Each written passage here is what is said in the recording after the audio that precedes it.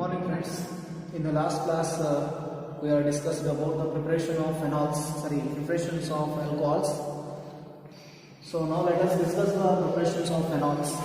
ಫೆನಾಲ್ಗಳನ್ನು prepare ಮಾಡ್ಕೋತ ಹೋಗಬೇಕು. Last ಕ್ಲಾಸ್ನಾಗ ನಾವು ಇಥಿನಾಲ್ ಪ್ರಿಪೇರ್ ಮಾಡಿದ್ವಿ. Maximum primary alcohols, secondary alcohols, tertiary ಆಲ್ಕೋಹಾಲ್ಸ್ಗಳನ್ನು ಪ್ರಿಪೇರ್ ಮಾಡಿದ್ವಿ. ಈಗ ಪ್ರಿಪರೇಷನ್ಸ್ ಆಫ್ ಫೆನಾಲ್ಸ್ ಒಳಗಡೆ ನಾವು ಯಾವ ರೀತಿ ಫೆನಾಲ್ಗಳನ್ನು ಎದರಿಂದ ಪ್ರಿಪೇರ್ ಮಾಡಬಹುದು ಅಂತ ನೋಡ್ಬೋದು. ಪ್ರಿಪರೇಷನ್ಸ್ ಆಫ್ ಫೆನಾಲ್ಸ್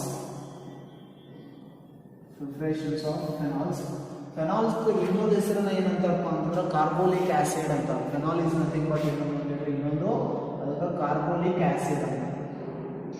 ಕಾರ್ಬೋಲಿಕ್ ಆಸಿಡ್ ಅಂತಂದ್ರೆ ಮತ್ತು ಬೇರೆ ಯಾವುದೇ ಆಸಿಡ್ ಅಲ್ಲ. That is nothing but phenol. It is one of the organic acid. Organic acid ಒಂದು ಎಕ್ಸಾಂಪಲ್ ಕೊಡ್ರಿ. ಎಕ್ಸೆಪ್ಟ್ ಆಸಿಟಿಕ್ ಆಸಿಡ್ ಅಂತಂದ್ರೆ ನೀವು ಕಾರ್ಬೋಲಿಕ್ ಆಸಿಡ್ ಅನ್ಬೋದು. Phenol is also acidic in nature. Okay, so ಇದನ್ನ ಪ್ರಿಪೇರ್ ಯಾವ ರೀತಿ ಮಾಡಬೇಕಂತಂದ್ರೆ ಫಸ್ಟ್ ಒಂದು preparations of phenols from halo arenes.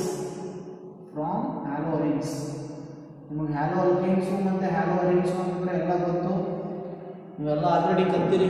Hello alkanes ಅಂತಂದ್ರೆ ಏನಂತ ಕಲ್ತೀರಿ, ಹ್ಯಾಲೋ ಅರಿನ್ಸ್ ಅಂತಂದ್ರೆ ಏನಂತ ಕಲ್ತೀರಿ. ಒಂದು ಎಕ್ಸಾಂಪಲ್ಲು ಹ್ಯಾಲೋ ಅರಿನ್ಗೆ ಹೇಳ್ಬೇಕಂತಂದ್ರೆ ದಟ್ ಈಸ್ ಕ್ಲೋರೋಬೆನ್ಸಿನ್ ಅಂತ ಹೇಳ್ತೀವಿ. ಅಗೇನ್ ಇಲ್ಲಿ ನಾನು ಕ್ಲೋರೋಬೆನ್ಸಿನನ್ನು ತೊಗೋತೀನಿ. ಕ್ಲೋರೋಬೆನ್ಸಿನನ್ನು ತೊಗೊಂಡು ಏನು ಮಾಡ್ತೀನಪ್ಪ ಅಂತಂದ್ರೆ ಫೆನಾಲನ್ನು ಯಾವ ರೀತಿ ಪ್ರಿಪೇರ್ ಮಾಡ್ಕೋದು ಅನ್ನೋದು ನೋಡ್ಕೋದು ಹೋಗೋಣ. ಈಗ ಫಸ್ಟು ಇಲ್ಲಿ ಕ್ಲೋರೋಬೆನ್ಸಿನ್ is this is called as chlorobenzene. This chlorobenzene is react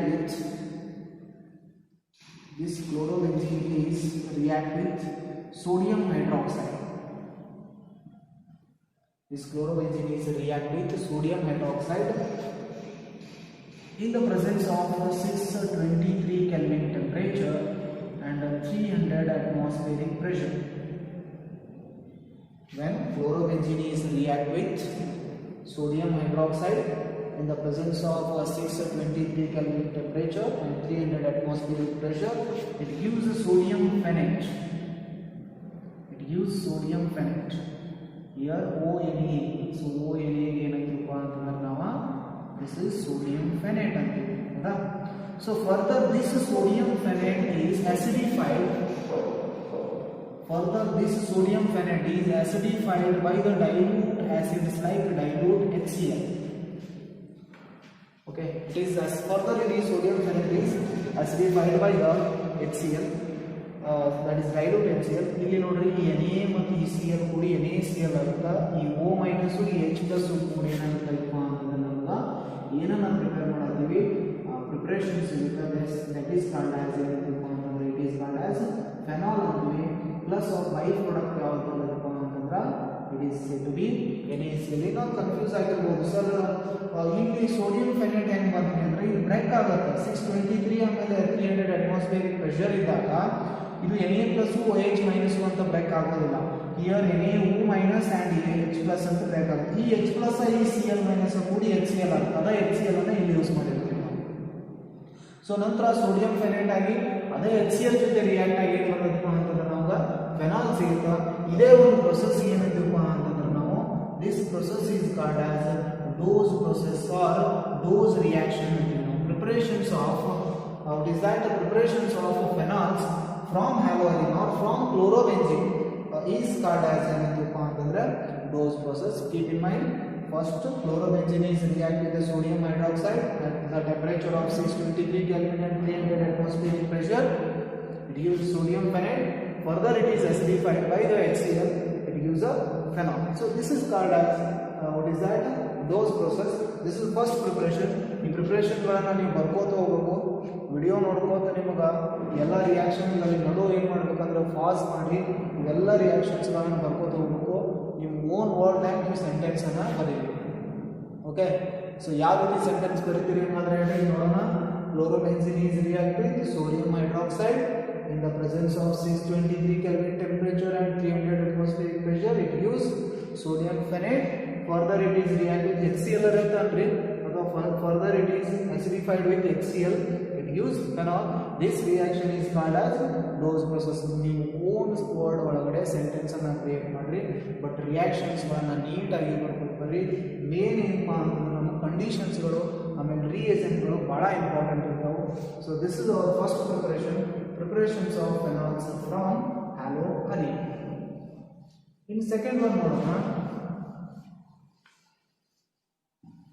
Second one, preparations of phenol. Preparations of phenol from benzene sulfonic acid. From benzene sulfonic acid. Yes.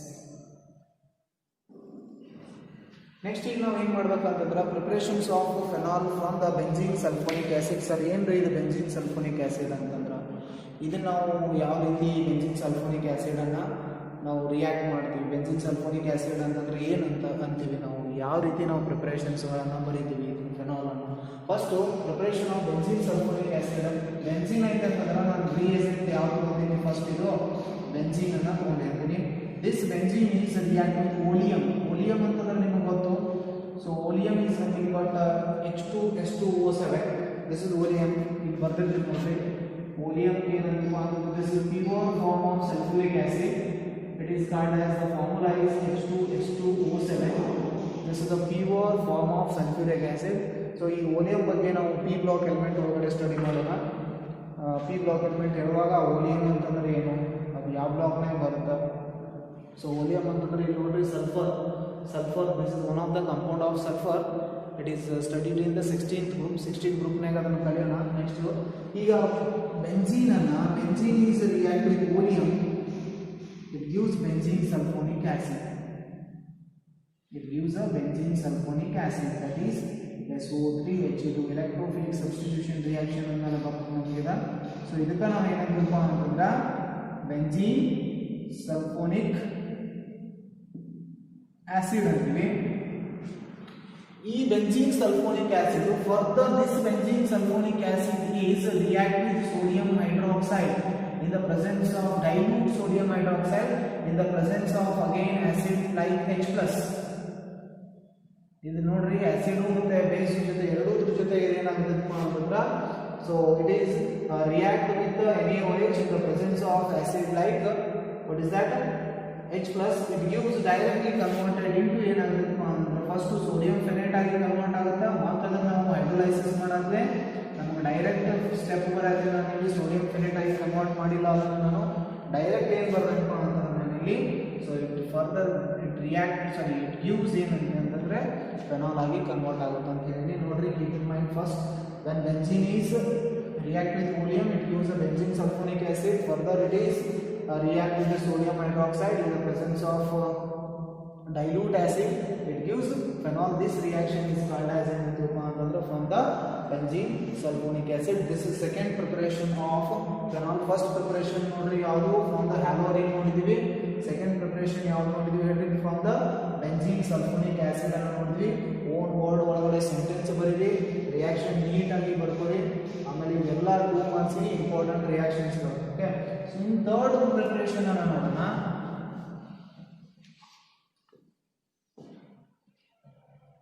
Third preparation ಏನಂತ ಅಂತಂದ್ರೆ this is preparation of phenol from diazonium salt.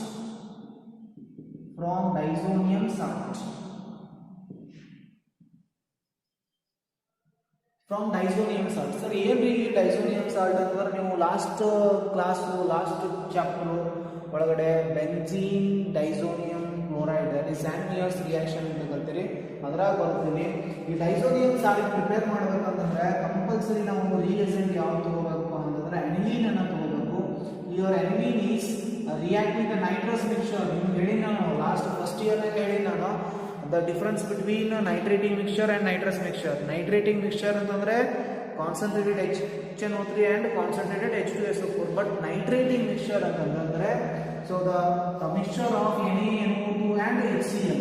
The mixture of NaNO2 and HCl ಏನಂತೀವಪ್ಪ ಅಂತಂದ್ರೆ ನಾವು ಇದಕ್ಕೆ ಏನಂತೀವಿ, this is called as nitrous mixture ಅಂತೀವಿ. ಯಾವ mixture ಇದು? nitrous mixture. Okay, So this is said to be ಏನಂತಪ್ಪ ಅಂತಂದ್ರೆ aniline. When aniline is treated with a nitrous mixture, so compulsory in the presence of 273 to 278 Kelvin temperature, ಇಷ್ಟೇ ಅಂದ್ರೆ 5 degree Celsius ಒಳಗಡೆ ಇದು react ಆಗುತ್ತೆ. Okay, aniline is react with nitrous mixture at 273 to 278 Kelvin temperature. It becomes ಏನು ಬರ್ತದಪ್ಪ ಅಂತಂದ್ರೆ ನಮಗೆ ಇಲ್ಲಿ what is that aniline is converted into benzene diazonium, that is N2 plus and Cl minus. This is called as benzene diazonium chloride. Benzene diazonium chloride. This is benzene diazonium chloride. Further, this is hydrolyzed by the warming of water, that is H2O warm. This benzene diazonium chloride is warming by the water, that is H2O, warm H2O. It gives phenol. It gives phenol. This is OH. The byproduct is like N2 and Cl. The byproducts like N2 and NCl. So this is called as phenol. This is third preparation. The preparations of phenol from the diazonium salt. When aniline is reacting with the nitrous mixture at the temperature of 273 to 278 Kelvin temperature, it gives benzene diazonium chloride. Further, it is hydrolyzed by the warming of water. It gives a phenol plus of dinitrogen and HCl. This reaction is also called as a diazotization reaction. ಈ reaction ಏನಂತಪ್ಪ ಅಂತಂದ್ರೆ ಇದಕ್ಕೆ ಡೈಸೋಟೈಸೇಷನ್ reaction ಅಂತೀವಿ. ಇಲ್ಲಿ ತನಕ common ಇದು ಡೈಸೋಟೈಸೇಷನ್. Amines chapter ನಲ್ಲಿ ಕಲಿತೀವಿ ನೀವು ಡೈಸೋಟೈಸೇಷನ್ ರಿಯಾಕ್ಷನ್ ಅಂತ ಹೇಳಿ. ಸೊ ಇದು ಡೈಸೋಟೈಸೇಷನ್ ರಿಯಾಕ್ಷನ್ ಅಂತೀವಿ. The conversion of benzene to benzene diazonium chloride is called as this is the diazotization reaction. This is diazotization reaction ಅಂತ ಕರಿತೀವಿ. ಸೊ ಮತ್ತು ಫರ್ದರ್ ಇಲ್ಲಿ ಒಂದು ವೇಳೆ ಕಾಪರ್ ಜೊತೆ ರಿಯಾಕ್ಟ್ ಆಯ್ತು ಅಂತಂದ್ರೆ ಒಂದು ಕಂಪೌಂಡು, ಆಮೇಲೆ ಕಾಪರ್ ಪೌಡರ್ ಜೊತೆ ರಿಯಾಕ್ಟ್ ಆಯ್ತು ಅಂತಂದ್ರೆ ಒಂದು ಕಂಪೌಂಡು, ಅಯೋಡಿನ್ ಜೊತೆ ರಿಯಾಕ್ಟ್ ಆಯ್ತು ಅಂದ್ರೆ ಒಂದು ಕಂಪೌಂಡು. ಸೊ ಅವಕ್ಕೆ ಡಿಫ್ರೆಂಟ್ ಗಟರ್ಮನ್ ರಿಯಾಕ್ಷನ್, ಸರಿ ಗಟರ್ಮನ್ ರಿಯಾಕ್ಷನ್ ಆಗಿದೆ, ಸ್ಯಾನ್ಮಿಯರ್ಸ್ ರಿಯಾಕ್ಷನ್ ಆಗಿದೆ. ಸೊ ಡಿಫ್ರೆಂಟ್ ನೇಮಿಂಗ್ ರಿಯಾಕ್ಷನ್ ಬರ್ತಾವೆ. So this is the third preparation of phenol. So next ಯಾವುದೈತಪ್ಪ ಅಂತಂದರೆ next and last preparations of the phenol.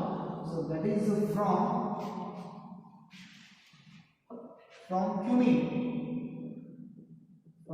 ನೋಡ್ರಿ, ಈಗ ನಾನು ಪ್ರಿಪ್ರೇಷನ್ ಕಲ್ತೀವಿ ನಾವು ಇದನ್ನ ಇಟ್ಕೊಂಡು.